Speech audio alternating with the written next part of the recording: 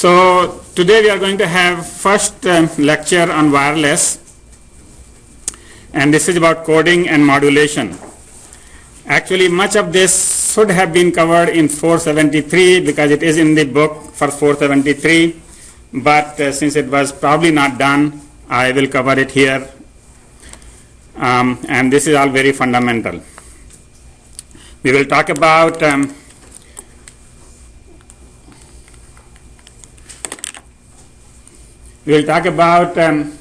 what is a frequency, wavelength, and phase. Most of you probably know this from the high school. Then what is electromagnetic spectrum, coding and modulation, Shannon's theorem, Hamming distance, and then multiple access methods and Doppler shift. Frequency, period, and phase. So when you throw a stone in the water, you see waves, right? Similar waves are used in the radio communication. All right, and in the ideal case, the waves are sinusoidal. That means they use the formula A times sine of 2 pi ft plus theta, where A is the amplitude, the height of the wave, F is the frequency, how many cycles per second, and theta is the phase. Right? So you see here, this one has a phase of 0 because at time 0 this starts at 0. So this is true sine wave, right? This one doesn't start at 0 because the wave has been shifted a little bit, so that is why this has a phase of 45 degrees. Right? But instead of degrees, generally we use radians, and in radians it is pi by 4. So the whole 360 degrees is 2 pi, 180 degrees is pi, and 90 degrees is pi by 2, and 45 degrees is pi by 4. Amplitude you already know, and then frequency. So this one has, let's say, 1 cycle per second, and this one has 2 cycles per second. So this is frequency is 2. And we measure the frequency in hertz. So we say this is 2 hertz, and this is 1 hertz, and so on. All right? And if it is not clear, please ask. Now it's your turn to basically be sure that you understand everything as we are talking about it. All right, so you know amplitude, frequency, and phase. Well, the phase has little bit more to understand here, because suppose you have the previous wave that we saw that had a phase of 45 degrees. You could write it as sine of 2 pi ft plus pi by 4, and sine of a plus b is sine a cos b cos a cos sine b. Right? And cos of pi by 4 is 1 upon square root of 2, and sine of pi by 4 is 1 upon square root of 2. So you have two terms here really, a sine wave and a cosine wave. A sine wave multiplied by 1 upon square root of 2, and a cosine wave multiplied by 1 square root of 2. If you were to plot in a two-dimensional graph, there on x-axis you plot the sine wave, on the y-axis you plot the cosine wave. We call it in-phase component, and this is the quadrature component because this is 90 degree. Right? And the point, this particular wave will come right here, because you take 1 upon square root of 2, which is 0.707, and you take 1 upon square root of 2, 0.707, you will find a point here which is exactly at 45 degrees.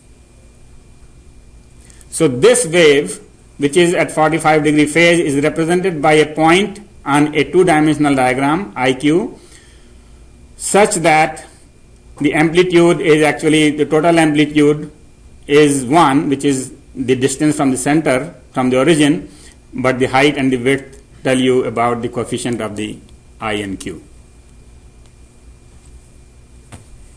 All right? And this is how we will do. From now on, we will represent all the waves in a two-dimensional diagram with I and Q. Now, wavelength. If you measure the distance between the 2 points of the cycle, basically the length of the cycle, in time. See, the thing is, cycle can be measured in frequency, hertz, which is how many cycles per second, or you can measure in meters. How many meters is one cycle? If you measure it in meters, it's called wavelength. And to measure the wavelength, you really need to know how fast the wave is moving. Right? And luckily, all the waves that we are concerned with move at the speed of light. And that is 300 meters per microsecond. Just remember it. This is something that you should be able to say when you wake up in the morning and somebody says, what is the speed of light? You should know, 300 meters per microsecond, period. Okay? That's the universal constant, and we all remember it. So if we know the velocity, then we divide it by frequency, we get, so basically, let's see, the wavelength is velocity times the period, and the period is 1 upon f, and therefore lambda is nu upon f, or c upon f. C would be another letter generally we use for the speed of light. So c upon f. Lambda is generally the letter used for the wavelength. So the wavelength is speed divided by the number of cycles per second. So basically, here is an example. Suppose we take 2.5 gigahertz. The speed is 300 meters per microsecond, and the frequency is 2.5 gigahertz, that is 2.5 times 10 raised to 9. You straighten out the micros and the gigas, and you get 120 times 10 raised to minus 3 meters, which is 120 millimeter, which is 12 centimeter. All right. So if you ever use 2.5 gigahertz, then you are using a wavelength of 12 centimeter. Do you know when we use 2.5 gigahertz? Huh? Everything that you use almost is actually 2.5 gigahertz. Everything, almost everything. So for example, anything wireless here, Wi-Fi, microwave in your home to heat up, they all use 2.5 gigahertz, and we will tell you in a minute why. So that is all. Most of the waves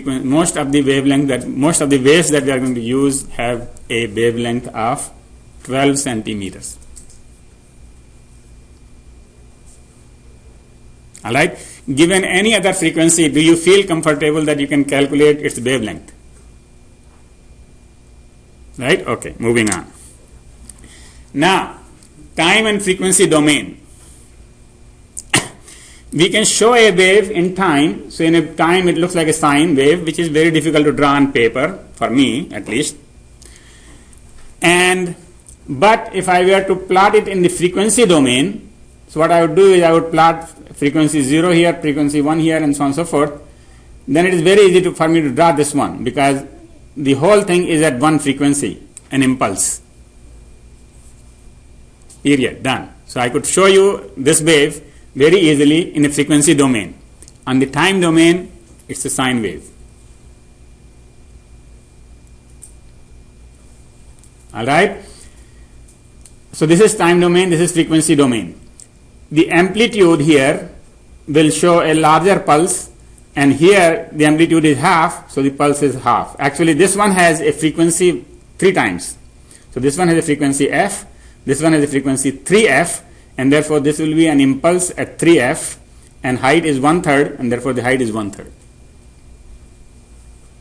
Okay, so the height of the pulse in the frequency domain shows the power level, or the amplitude, and the frequency is clear, right? It is at that point. Now, if you combine these two waves together, you get something like this, and in the frequency domain, it looks like 2 pulses, one at f, one at 3f.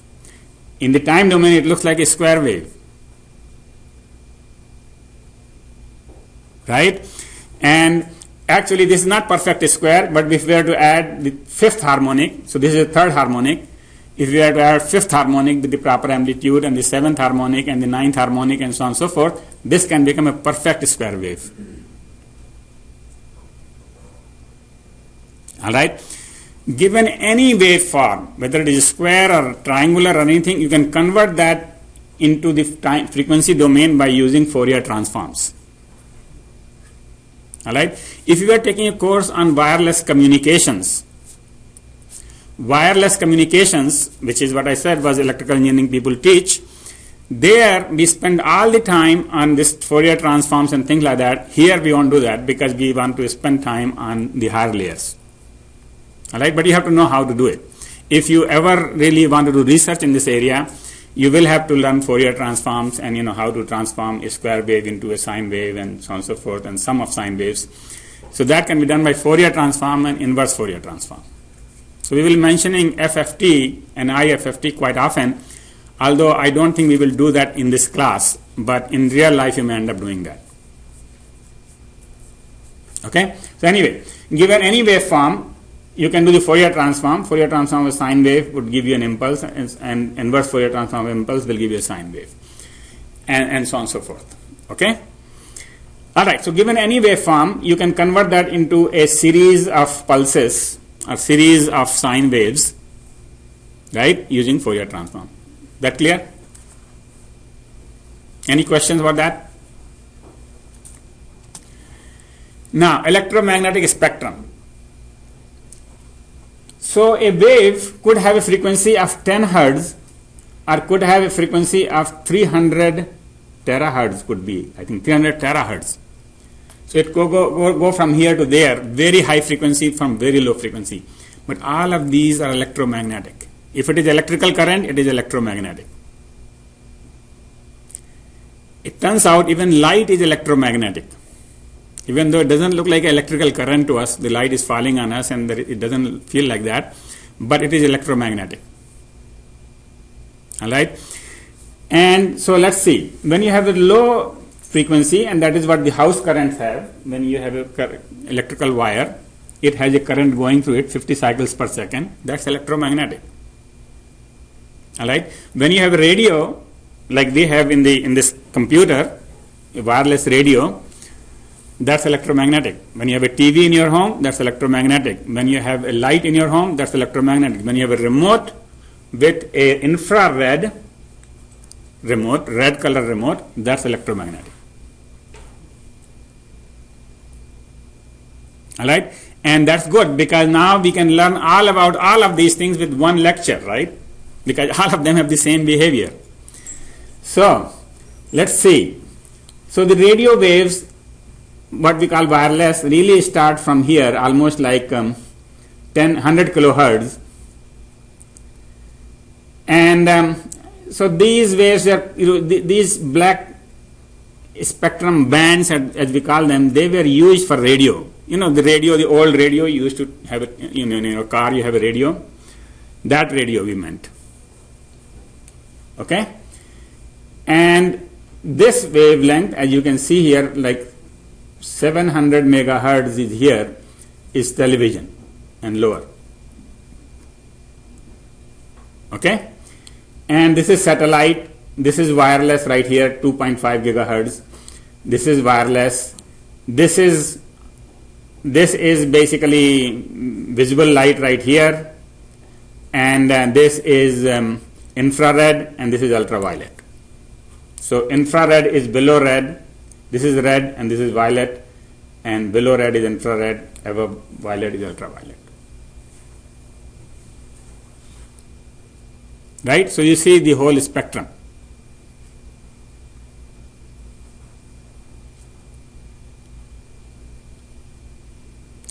All of these waves have a frequency, as we saw here, and all of them have a wavelength. And you can calculate one from the other, because all of them travel at the speed of light. They actually travel all at the same speed, and we call that the speed of light. Okay, even the electrical current on the wire. Now here's the thing though. Having said this, the waves do travel at different speeds in different media. So when I said electrical current, immediately it occurred to me that electrical current doesn't travel at that speed. Electrical current, because it is not traveling in the open space, it is traveling in a metal, and therefore the speed is different. Alright, that we won't get it there because we are really not interested in electrical current right now. We are interested in radio waves and wireless things which will always travel in the air. Right? So when you are traveling in the open air or in the open space, that is speed of light. Okay?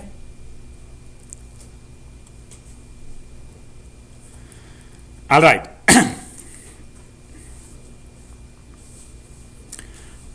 What else? Let's see. We also call these frequencies by their names. So this is called low frequency, below 10 kilometers. This is called high frequency, up to 1 meter. And below 1 meter it is called microwave, all the way up to 100 micrometer. And then what? I mean, then there are other names for different bands, okay? But really, we are doing mostly microwaves. And that's why the device at your home which is used to heat is called microwave. It is named after this band. Okay? But it is the same thing that we use on your cell phone. When you put your cell phone next to your ear, you are putting a microwave next to your brain. Alright? The only difference is that the microwave that is on the table has 700 watts minimum. This one has 700 microwatts maybe maximum. So there is an order of magnitude power difference. But don't keep your phone next to your ear for a long time, because it can heat up your brain. All right? Okay. So much about health issues. Right. All right. And wireless, all the way we are going up to 60 gigahertz. So I marked that 60 gigahertz. So we are going from here to 60 gigahertz, right? 100 kilohertz, 60 gigahertz. Any question about the electromagnetic spectrum?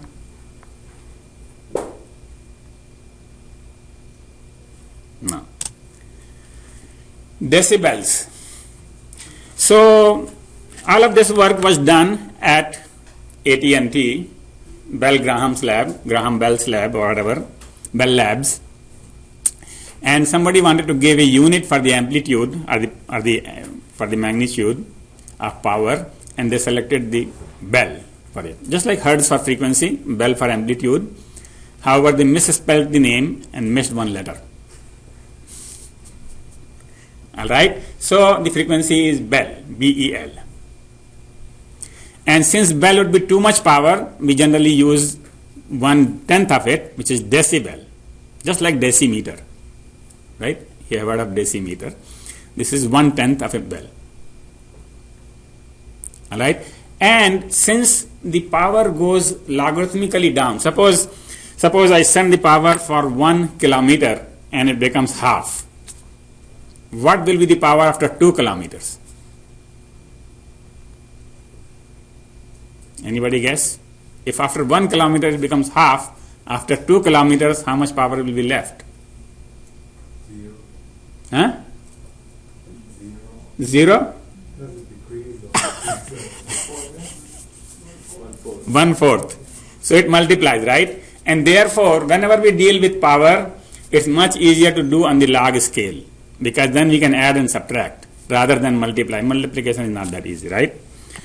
So the power loss is measured by whatever power you put in divided by whatever power you got out, log base 10. Now here's the thing, log base 10, not log base 2 or log base E, log base 10. And then you multiply, that is your Bell, right? If you want to get in decibel, then you do 10 times. 10 times log base 10, P in upon P out is the total loss. Okay, in dB. And we won't even use the word decibel, we will use dB. Little d, capital B. Little d, capital B.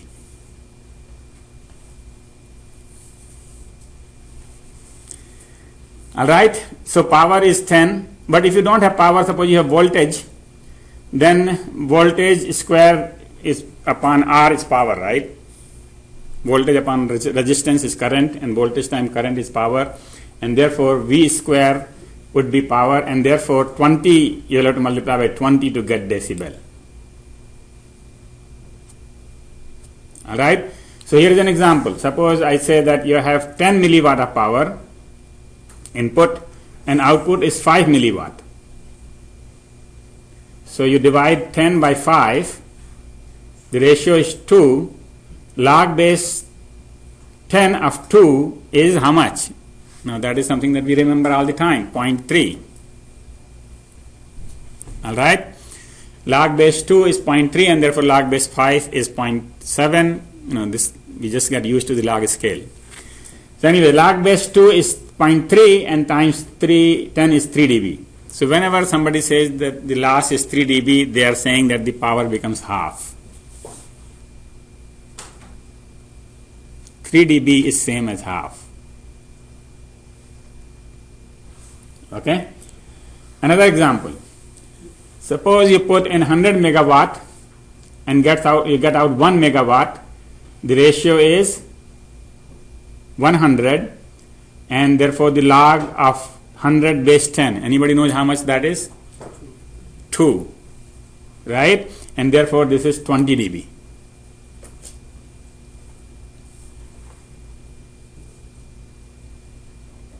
Alright, can you now convert from power to dBs? Okay, this is all in the homework today because at the end it is coming. Alright, so if you don't feel comfortable, ask now. Now, there is one more thing though. If your denominator is 1 milliwatt, then you can use the same unit. Actually, you can use this, what I told you so far, dB was for attenuation. Attenuation means loss. Okay? But you can use the same unit to measure the power. So, suppose you wanted to measure 100 milliwatt. So, instead of saying 100 milliwatt in our wireless community, we will say, we have to somehow convert this into dBs, right? So, what we do is we divide by 1 milliwatt. 1 milliwatt, remember that is a fixed unit. 1 milliwatt. And then whatever ratio comes out, we take the same log 10 times log base 10, and that is how we say dBm. dBm is little d, capital B, little m. So that is absolute power. So if you want to say, well, I am putting in so much power, you say I am putting in 20 dBm. 20 dBm means I am putting in 100 milliwatt. Similarly, if I said I am putting in 3 dBm, that means I am putting in how many milliwatt? 2 milliwatt. So instead of saying milliwatts, we don't use watts, by the way. So from now on, we will just use dB. Bell is our model, right? Not watt. Watt was for electrical engineers. Okay, we are communications people, and we like Bell. All right. Next thing is coding. So I want to send you zeros and ones, a series of zeros and ones. But obviously, there are many choices for me to send zeros and ones. And a simple choice would be that whenever it is plus 5 volt, it is a 1. Whenever it is 0 volt, it is a 0. That is one coding. Another coding could be whenever it is 0 volt, it is a 1. Or it is 0, and whenever it is minus 5 volt, it is 1. That is another coding. Third coding could be that whenever it is a big pulse followed by little pulse, little dip, that is a 1. It's like Morse code, right? So that is also a coding. Right? Now, what is the advantage of one coding over the other? This is a topic of the coding theory, which we don't have time here, but people use many different codings. Another coding is that whenever I go from low to high, that is a 1. Whenever I come from high to low, that is a 0. That's another coding. So there are many of these codings, and we spend quite a bit of time if and whenever we discuss this thing in the class in 473, because there is a whole chapter on coding. But here we just have this slide, and all I want to do with this slide is that the most important thing in coding is that you have to be able to detect where the signal is in a very small time. You have to be able to know whether it is a 0 or minus 5 or up or down, like that, in very small time. How much small time? The smallest pulse there is. So in this case, we will not worry about this big pulse, we will worry about the smallest pulse. right? Because in this time I have to be able to figure out that this is low. And that little pulse is called a baud. Alright, another scientist name. So the baud, so this coding to send, let's say this one is, I don't know how much it is, but let's say this is 3 times big pulse and this is 1 time, 4 times. Okay, so the whole bit is 4 times bigger than the baud. Whole bit is 4 times bigger than the baud. What that says is, suppose this was 1 bit per second, right? We have 4 bauds per second here. Actually, we don't say bauds per second, because baud means per second. Okay? So 1 bit per second is 4 baud here in this, for this coding. Right? In this coding, 1 bit per second is how many baud?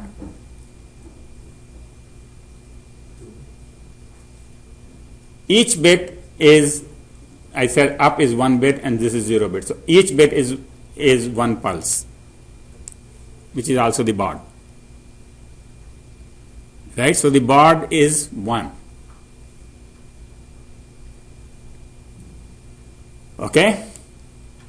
And I think this is the same thing is true here. So there are other examples where you will see different bauds and bit rates. Alright.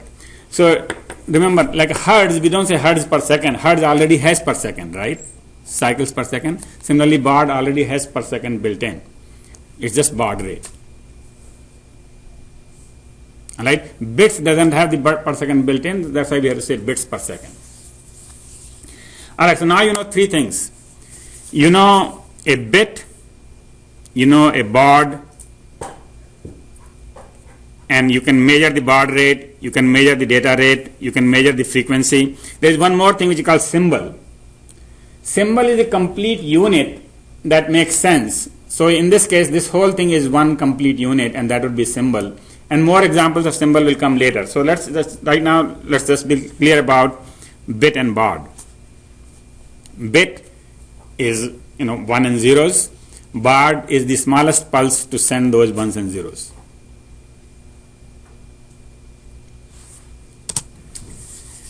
Next, modulation. So if you want to send 1 and zeros in wireless, generally, there are many choices here. We don't really send square pulses because those are not really good. We like sine waves. And if we send sine waves, then we have several choices. One choice is that when the amplitude is low, that's a 0. When the amplitude is high, that's a 1. If I send you the same frequency, no change in frequency, I just change the amplitude. That is called amplitude shift keying, ASK. Why it is shift keying? Because we are just sending 0 and 1, 0 and 1, 0 and 1. Actually, you could use a continuous, if you were sending analog signal, like a sound or a music or something like that, a song, then you would be doing modulation. The amplitude will continuously change. But we are not going to do that. We are going to convert that into zeros and ones and then send zeros and ones, and therefore we are just going to shift the key. Shift, high and low. So that is called ASK. Well, why do we do amplitude? We could do frequency. If we do frequency shifting, so that low frequency is 0 and high frequency is 1, that is FSK.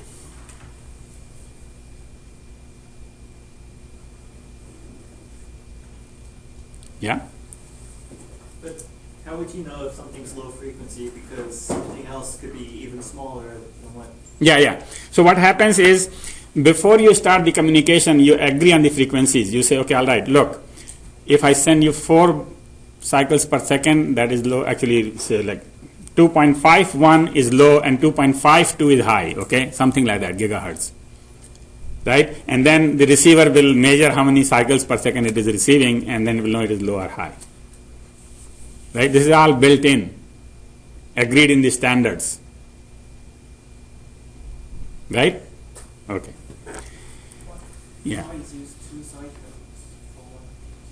Why did I do 2 cycles? Well, I decided that my bit is this long. See, thing is, if I am using 2.5 gigahertz, 2.5 gigahertz means that every cycle is 1 nanosecond, or 1/4 of 0.4 nanosecond. 2.5 gigahertz is 2.5 gigacycles per second, right? So that is too small a time. So rather than one cycle, I may need like some time. So I may need maybe 1,000 cycles to decide whether it is low or high. Right? So that is bits per second. So basically, this time is how many bits, how long is the bit. Bit is, so this is where it is different. Bit is different from the cycle. Right? Cycle is dependent upon the carrier frequency or the carrier signal. Right? The bit is what I am trying to send you. And it may take some time. If the receiver is really cheap receiver, it may require a second. That means it may require 2.5 billion cycles to decide whether it is low frequency or high frequency. Right? And I will get 1 bit per second. On the other hand, if it is really good receiver, very expensive one, it may just do it in one cycle, and I may be able to send you 2.5 gigabits per second. Right? So the bits determine the length of the time over which you have to make a decision, and the frequency is given by the government. Right? Whatever you are using. Understand? So there is no relationship as such as to how many cycles should be there. That depends upon how much money you paid. Got it? All right. Any other question? All right. So if you can do ASK, FSK, then the next thing is PSK, phase shift keying. Whenever it is in the same phase, it is a 0, and this one is 1. All right? 0 and 1 are determined by whether it is I or Q in this example. This is called binary phase shift keying, because we have just two values, zeros and ones. BPSK. This is the simplest coding that you would use. All right? 180 degree phase difference. Actually, it's not Q. It is 0 and 180. This is 180 degrees, and this is 0 degrees phase.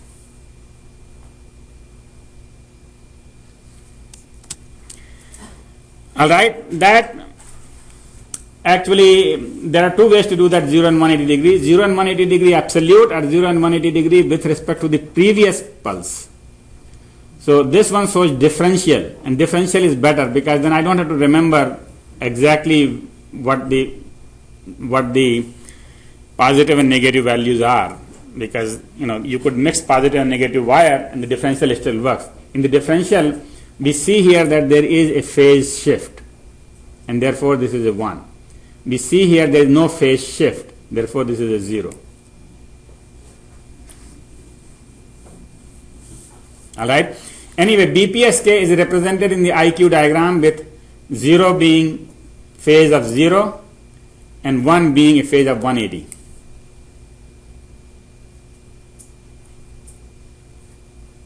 Right? We saw, remember the IQ diagram, and I said that you just remember the phase, and so the phase here is 0, and this is 90 degree, this is 180 degree, 270 and 360. So BPSK is represented by 2 dots. Well, why do we have 2 dots? We can have 4 dots, and that is called QPSK. And the way QPSK works is that we take 2 bits, and if it is 45 degrees, if it is 1, 1, we send 45 degrees. If it is 1, 0, we send 135 degrees. If it is 0, 0, 225, and if it is 0, 1, 315 degrees. So we can send 2 bits together.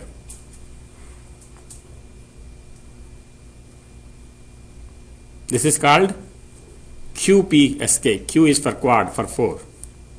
4 combinations.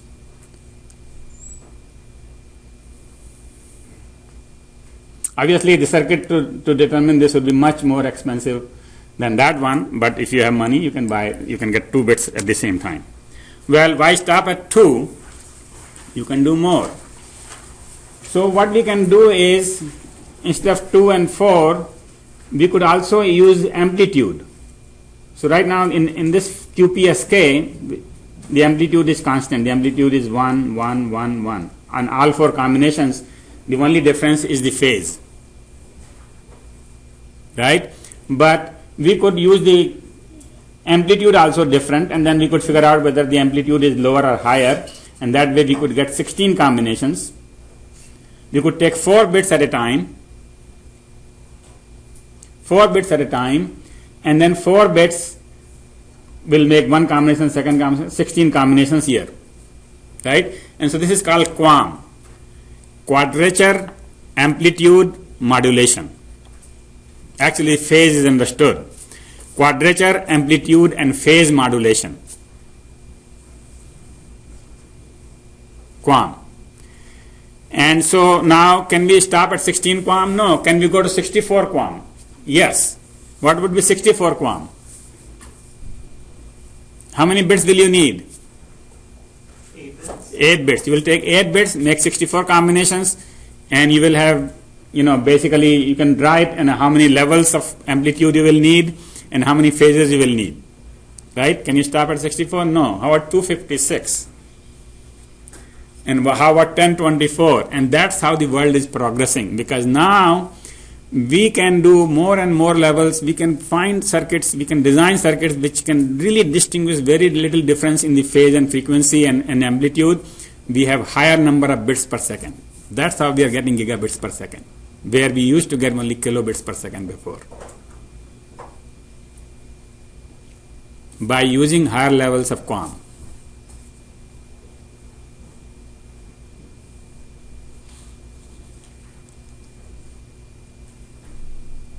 Okay? Now,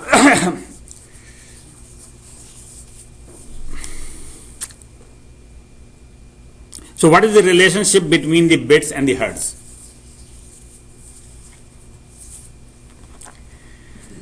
Nyquist was the first one to publish something in this area, and all of you are familiar with the Nyquist sampling, where it says that you have to sample a signal at twice the rate to get it back, right? So if you have a signal which is 1 cycles per second, you have to sample it at 2 cycles per second, 2 times, so that you can get back the original thing. So similar thing here. If you have a coding which is bi-level, like this, bi-level is 0 and plus 5. 0 is minus 5 volt, 1 is plus 5 volt. If you have bi-level coding, your data rate is twice the bandwidth. You see, your bandwidth is how many cycles per second we have. We have here, you see, 2 cycles. Sorry, 1 cycle is this. This thing shown in red is 1 cycle. Right? A cycle is like this. You start from the same point and go back to the same point. That is 1 cycle.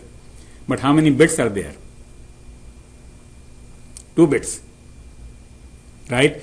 So here we are getting twice the hertz rate. The data rate is 2 times the hertz. Right? But you don't have to stop at 2. You could do a 4-level coding. 4-level coding means you take 2 bits, and this is 0, 0, this is 0, 1, this is 1, 0, this is 1, 1. Alright? And so each level is 2 bits, and you will get something like this. Okay? And you will find a cycle like this. However, this is not the cycle we are looking for. We are looking at the worst case cycle.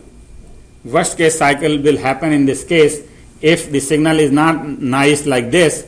It will happen if we had, let's say this is 1, 0, and then 0, 1, 1, 0, 0, 1, 1, 0, 0, 1. That will just rotate very fast, right? It will go up and down very fast. So you take the worst case cycle, and that is your worst case bandwidth.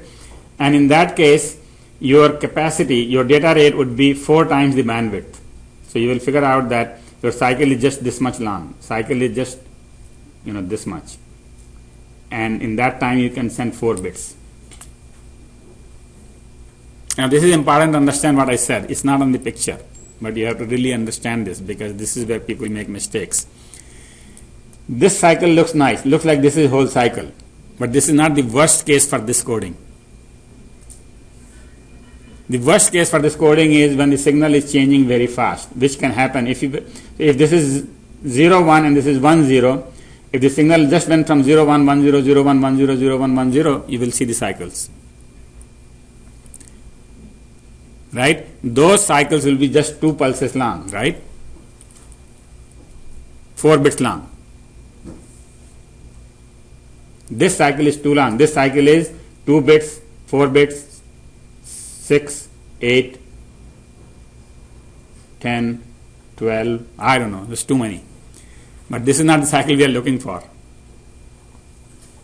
Everybody is clear about what cycle we are looking for here? Right? The worst case cycle that tells you how many bits and how the bits and hertz are related. So one thing you learned here is that you could get more bits than hertz. Suppose somebody gave you a channel, wireless channel with 4 kilohertz. Can you send 8 kilobits? Yes. By doing things like this. Can you send 4 kilohertz? Can you send 2 kilobits? Yes. By doing something else. So thing is, you can send more bits per hertz or you can send less bits per hertz. It's all coding theory game. All right. So now Shannon, father of information theory, he also has a theorem which says, what if the signal is noisy? So the Nyquist theorem was when there is no noise. This was a perfect signal. But if there is a noise, everything is probabilistic. Then it becomes difficult to guess how much signal can we get. And he did the analysis and gave this formula, which is the Shannon's theorem, that the data rate will be equal to b times log base 2. Now you have to remember this. This is log base 2, 1 plus s upon n. B is the how many hertz you have. This is the bandwidth. We call it bandwidth generally. Bandwidth. Band is the spectrum band. Width is how much we have, right? How many hertz we have. 1 plus s upon n. S upon n is the signal to noise ratio. So you have a signal which we said was so many milliwatts, but the noise is also there, right? What is the noise? Because my computer is creating some noise, your computer is creating some noise. Even though some people are trying to communicate, everything else is a noise. Right? So we have to see the signal is the one that you are interested in, and noise is what everybody else is creating. We take the ratio of those two, and not in dBs. This has to be done in real watts. We take the ratio of those two, add 1 to it, take log base 2, multiply to b. That tells you how many bits you can send maximum. Done. All right, so let's do an example. Suppose you use a wire which has a bandwidth of 3100 hertz. By the way, this is the bandwidth of phone wire, real bandwidth. So if you have phone wire, signal to noise ratio is 30 dB.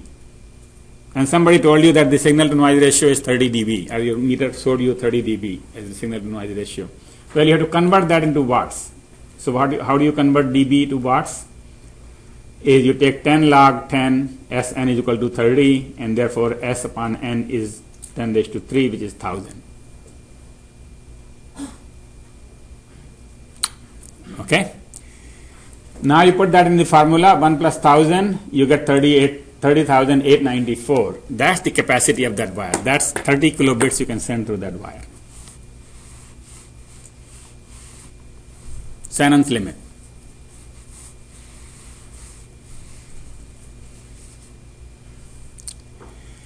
All right, now here you think, I'm going to throw lots of formulas at you and going to show you one example, and you will do one exercise as homework, but you get good at it if you do more than what I assign. So whenever I give you homework, please try to find some similar problems, do it, you get used to this thing, this 10 log 10, 10 log 2, this and that, because if you just do it once, only so much gets in. Do it twice, get so much, and so on and so forth.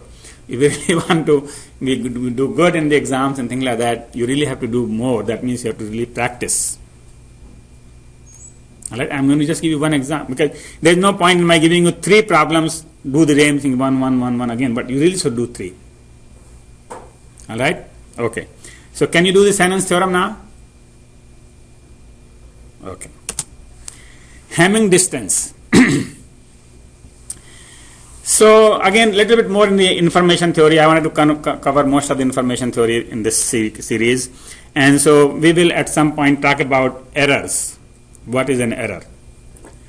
So you sent 0110011 and you received 110001. So there is an error. How many bits are in error? You take the exclusive OR and you get 101010. 3 bits in error. Everything that is 1 is an error. Right? So the Hamming distance is 3.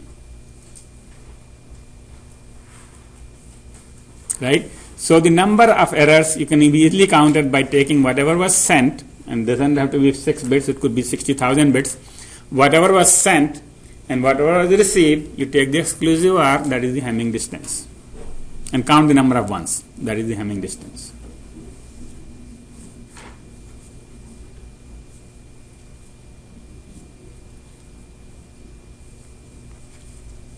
Okay?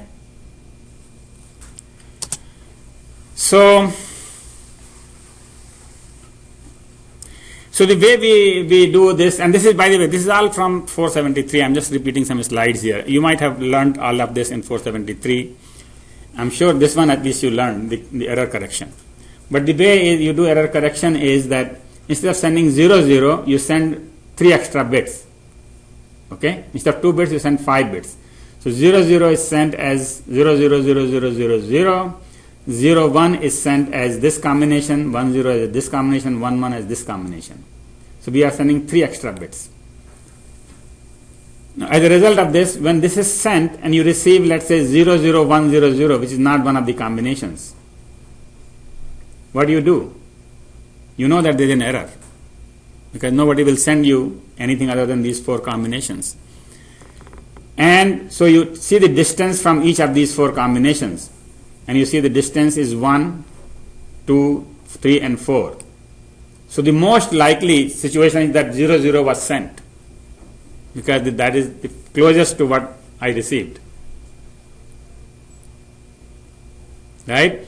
I did not receive this value, all 4 zeros, but I received 2 zeros, 1 and a 2 0. That means that is the closest. Distance is 1. Everything else is farther away. So that is most likely, that is how I will do the error correction.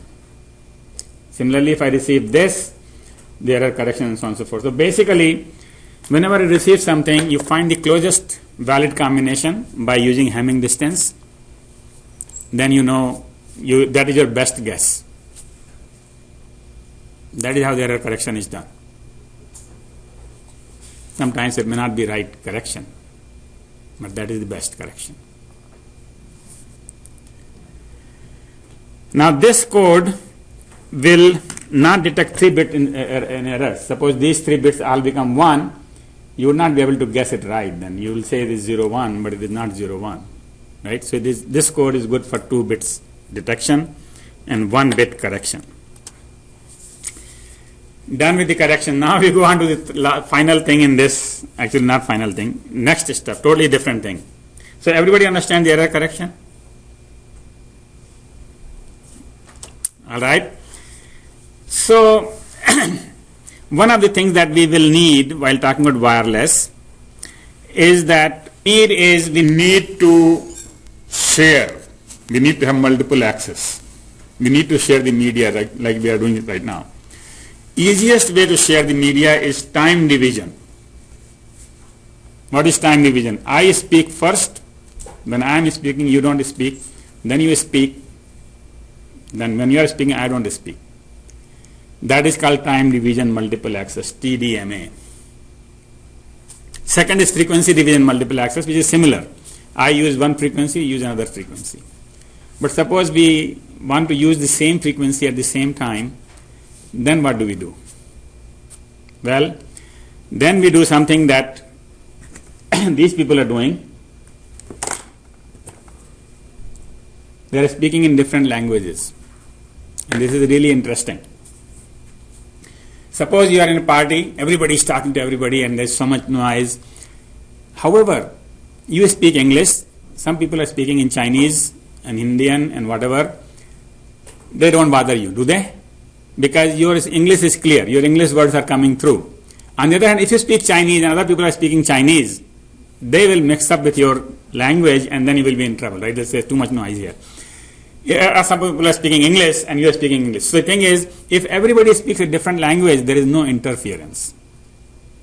Right? The communication can go on using the same medium at the same time using the same frequency by using different code. And that is called CDMA. Code Division Multiplexing.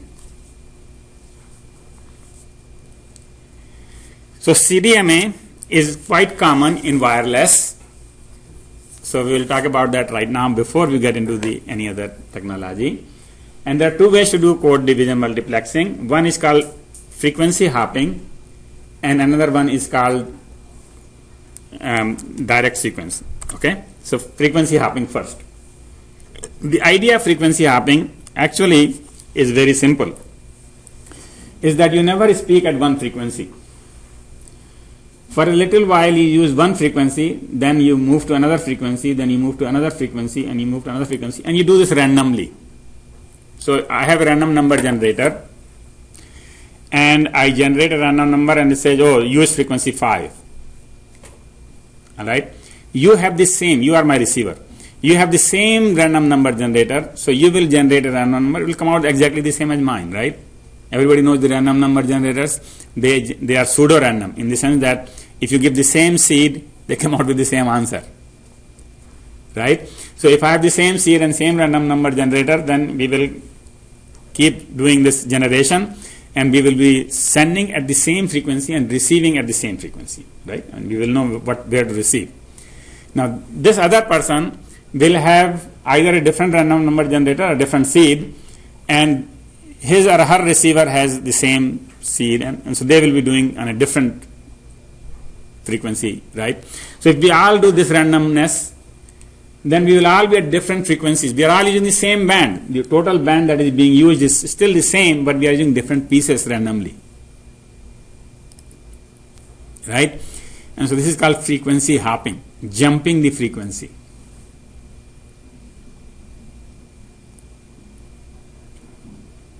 Okay?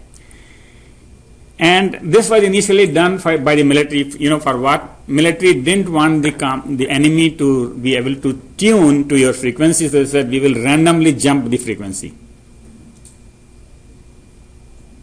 Right? So enemy cannot figure out what we are saying and when we are saying. And actually it was patented by an actress called Hedy Lamarr. And Hedy Lamarr was actually just practicing on piano with different frequencies.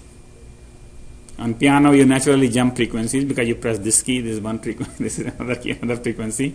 And somehow it happened to her that maybe this can be used for communication. Alright, so she patented it, military used it. I'm sure she made some money out of this, probably more than acting. But this is now common practice in all communication. Even if you don't need military communication, even if you use Wi-Fi, you use this thing. Frequency hopping. And the idea is simple. You are just jumping the frequency using a random number generator that you and I know.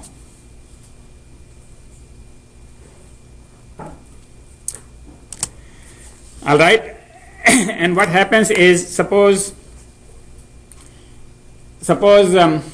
if you just don't use frequency hopping, then what will happen is you will send the signal at one frequency and the noise generally is much lower level. This is your signal, this is the noise. This is how a normal signal looks like, a spectrum looks like. But with frequency hopping, your signal is somewhere here, somewhere there, somewhere there. When you average over a long time, your signal is actually less than the noise. When you take the average, at any particular time it is high, but it is high for a very short time at that frequency. Right? And so that's why it is called spread spectrum. What we have done is we have spreaded the spectrum. We have just pull that pulse, spread it out.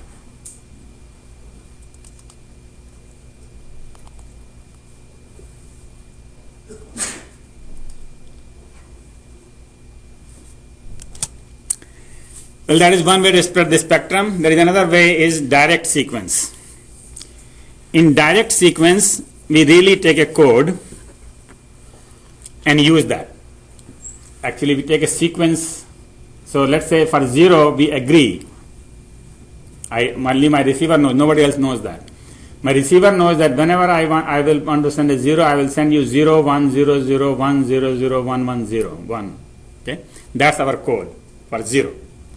For 1, it's just the opposite. For 1, I will send you 1, 0, 1, 1, 0, whatever, that is the code. Alright? And to send just a 0, I will send you all these pulses. 0, 1, 0, 0, 0, whatever. To send a 1, I will send you all these pulses. Alright? So you can see that even if I am sending you 1 bit per second, I will be sending you 10 pulses per second. Because this is a 10-bit code.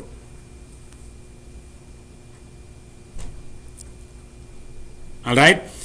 So what we are doing is we are using much higher data rate, and this is basically the key thing is when you are using this kind of thing, and many people can in the same room can communicate at the same time by using different codes. So what happens is I am sending a 0 and I am sending this kind of pulse. Somebody else is sending a 0, they have a different code. Right? They will send a different kind of pulse sequences. And they will all get mixed up. There will be noise and this and that, and we will do just like what we did in the error correction. We will find out what is the closest thing I got. Alright? And we'll figure out whether it was a 0 or a 1. Alright? And it would be good if the codes were such that they were orthogonal, means they were as far away as possible. So if I'm using this code, you're using this code, we don't want to be next to each other, that would not be good, right? We want to be very far away. And that is called orthogonal code, right? So that will minimize the interference. Alright? And rather than 10 bits, depending upon how much privacy we want, we don't want somebody else to be able to figure it out. Military might use like 10,000 bits. Okay? We might use 1,000 bit. So that the codes are very, very far away and not easily guessable and things like that. Okay? So this is called direct sequence. And it's very simple. All it is that there is a code word for each bit. And that basically only the receiver and the transmitter know the code word. And the effect is the same though. The effect is that if you were to send the bits as they were, your pulse will have a high amplitude at some particular frequency. On the other hand, with the code word, now we are using much higher frequency range, and therefore it will be, kind of spread it out. That's why it's called spread spectrum.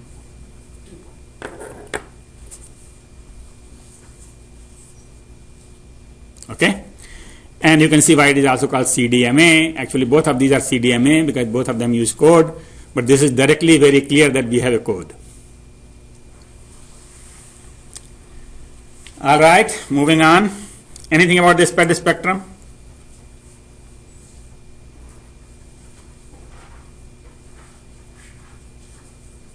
None. Wow.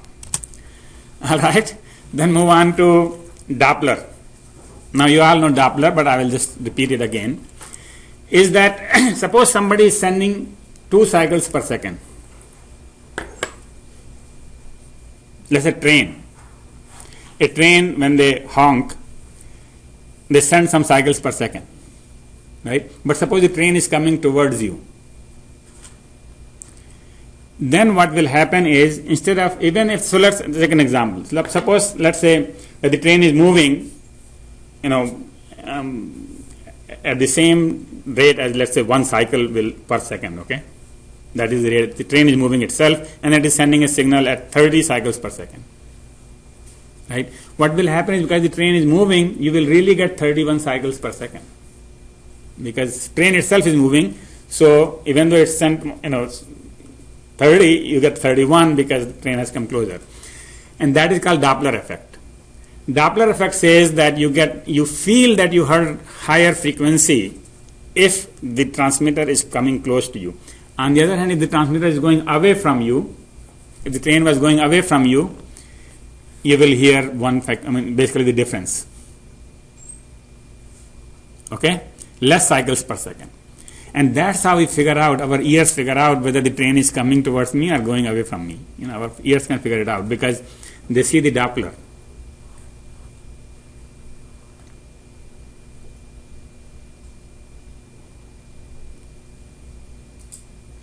All right? And so basically what we need to do is we want to find out the velocity of the transmitter divided by the wavelength, because wavelength is one cycle. So we find out how many cycles per second, and that is how much we need to subtract or add. That is a Doppler shift. That is how much the frequency will shift if you were to measure the frequency.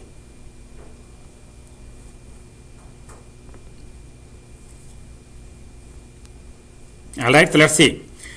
Let's say you are using 2.4 gigahertz, which is 12.5 centimeters, we already know, and some train is coming at 120 kilometers per hour, 120 kilometers per hour, right?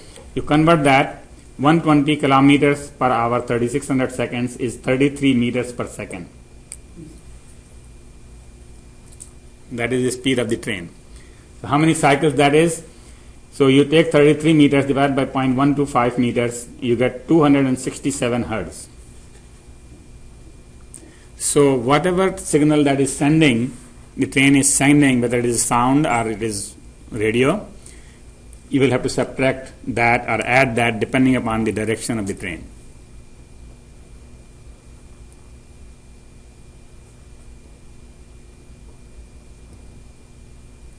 Okay? All right. Duplexing. So when we want to communicate two directions, we have several choices. One choice is that I use one frequency to go in this direction, left to right, and another frequency to go right to left. And this is called frequency division duplexing. We have divided the frequency for duplexing. Frequency division duplexing. Right? And this is also full duplex. Everybody knows half duplex and full duplex? Right? No? Okay. So let me just tell you, when you go drive on that road and there's a construction going on, one side is blocked, what happens? Everybody has to wait. There's a guy with a flag which says, okay, now this side go. And then when this side is clear, cars are clear, then he says flag, he turns the flag around, says now this side can go. That is half duplex. Traffic is going two directions but only one at a time. That is half duplex. Full duplex means the normal road, two-way road. Traffic is going at the same time. So this is full duplex. Yeah. Are FDD and TDD the same thing as saying FDM and TDM? No. Hold on. Okay. I'm going to cover that in a minute. I haven't even covered TDD yet. So for the time being, FDD means frequency division duplexing. Duplexing, all it has to do with the two directions. If we can speak in the two directions at the same time, for example, in this room right now, we cannot do full duplex, can we? If we do full duplex, that will mean that you ask the question at the same time while I'm speaking, and and things like that. That will be really difficult. So we are doing half duplex, and that is TDD. TDD is the time duplexing. So we use this whole frequency. We don't have to worry about frequency. I speak sometime and you speak sometime. Then you speak sometime, then you speak sometime. Okay, that is TDD. It's half duplex, but it is TDD, time division. Now, what is good about TDD?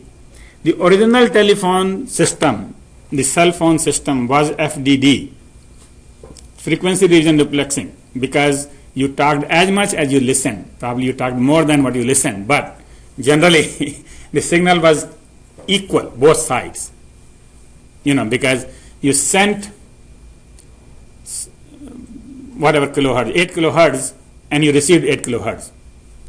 Traffic was exactly equal in the two directions. And therefore, FDD was good. With the data, it's totally different.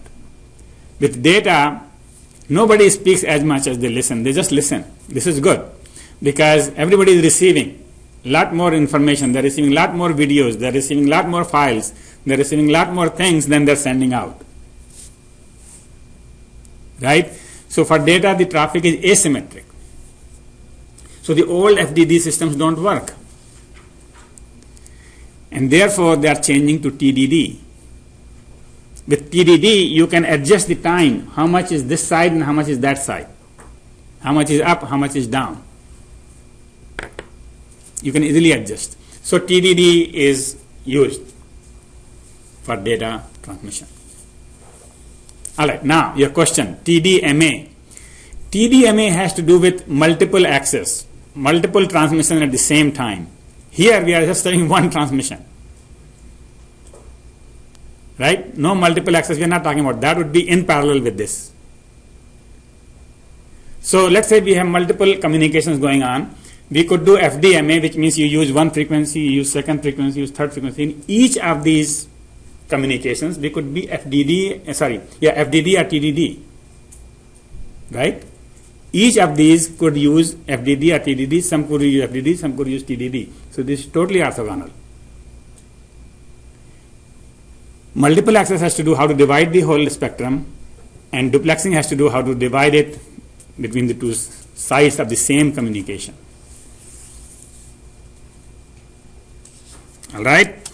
Good. So now we are right on time for the summary and 5 key points. That electrical, radio, light, X-rays, everything that you know are electromagnetic waves. They all have the same thing. They all travel at the speed of light. They have frequency. They have wavelength. They have whatever else we talked about, right? So, and the wavelength can be calculated as C upon F. Lambda is equal to C upon F. Right? This is not the formula that you write on the cheat sheet. This is the formula that you write in the brain. This is required all the time. Okay? QAM. So now you know what is a QAM. So we have this IQ diagram where we have how many amplitudes, how many phases we have. 16 QAM uses 4 bits at a time to make 16 combinations. Right? And then hertz and bit rate are related by Nyquist and Shannon's theorem. So if somebody gave you hertz and said how many bits can you get out of it, if there is no noise, you use the Nyquist theorem. If there is a noise, you use the Shannon's theorem. Frequency hopping and direct sequence. So we saw how we can use that for CDMA, code division multiple access. That brings us to the homework number 3 for today. This homework is due on Monday, and basically 6 parts, A, B, C, D, F, 6 parts. So many different things that we talked about today, including configuration of wavelength and Doppler effect and so on and so forth. This is one example per thing, right? But I would suggest that you just, wherever you read this stuff, try to do more than that. Try to make your own problems and practice this thing. So you know how to quickly convert dBm to watts.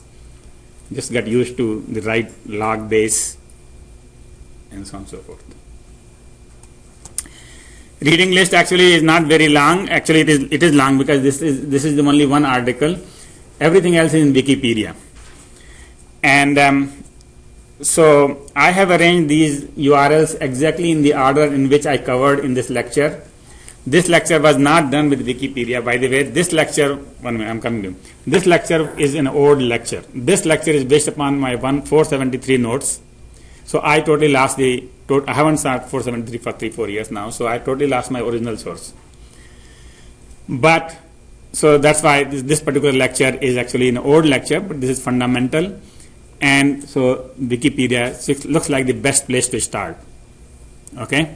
Yeah, question? For the homework, do we put that on paper and bring it into class? Yes. So all the homeworks from now on, unless they're indicated, which we will indicate, for some project homeworks, are required in hard copy and submitted to be in the class, not by internet. I won't accept by email. All right, Wikipedia links more in the same order. And then the references. Now here is a paper which is a reference. So this is optional reading. This is not required, but I mean, this is some kind of thing that people would recommend if you wanted to know about Shannon's history. Then this one is a paper on history of Shannon's law and all that.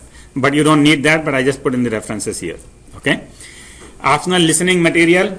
So now this is from 473. This lecture is from 473, and these are the lectures in my 473 class in 2011, 2005. That included this material. There you might even find the actual textbook. If you go back to those lectures, you will find the textbook from where the material came from.